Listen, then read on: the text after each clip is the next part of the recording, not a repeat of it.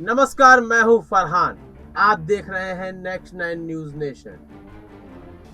गुजरात दंगों को लेकर जाकिया जाफरी की याचिका को खारिज कर दिया गया है। नरेंद्र मोदी समेत तमाम लोगों को क्लीन चिट जो मिली थी वह बरकरार है। क्लीन चिट एक तरह से उन्हें मिल चुकी है। तो इस पर कई सवाल उठ रहे हैं, लेकिन आप न्यायालय पर सवाल नहीं उठा सकते। इन बातों को लेकर अमित शाह का एक इंटरव्यू हुआ।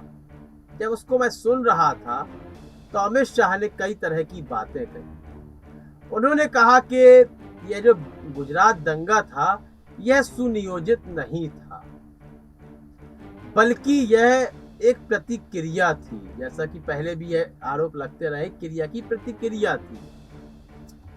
तो इस क्रिया की प्रतिक्रिया में आपने कितना संज्ञान लिया? अभी मौजूदा समय में एक मूवी आई थी, एक फिल्म आई थी, द कश्मीर फाइल्स। तो उस फिल्म को देखने के बाद अब्दुल्ला परिवार को तमाम गालियां पड़ी, जबकि वहां पे जो हिंसा शुरू हुई, राज्यपाल शासन लग गया था, फिर भी अब्दुल्ला परिवार को गालियां सुननी पड़ी।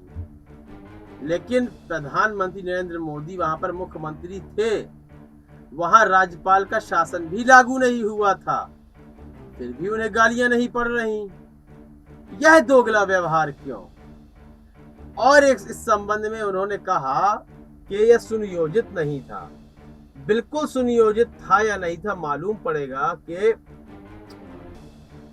जो 60 लोग गोधरा में एक्सप्रेस में जला दिए गए थे जिंदा, जो कि बहुत ही अमानवीय कृत्य था, उनकी लाशों को उठाकर विश्व हिंदू परिषद के मुख्य कार्यालय में रख दिया गया था।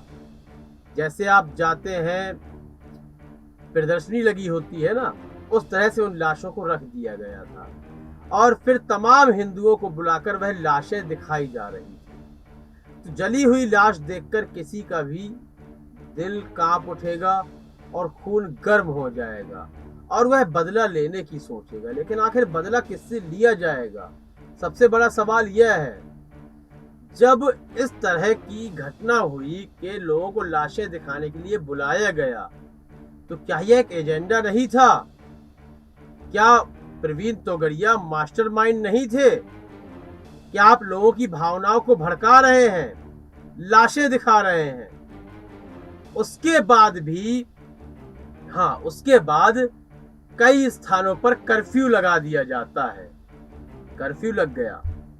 कर्फ्यू लगने के बाद संघ के लोग अपनी अपनी गाड़ियों में हथियार और लेकर के, पत्थर लेकर के, डंडे, लाठी, तलवारें लेकर के आते हैं। तो कर्फ्यू के चलते लोग कैसे आ सकते हैं? पुलिस क्या कर रही थी? किसके कहने पर वह लोग आए? कर्फ्यू लगने के बाद भी पुलिस नाकाम थी।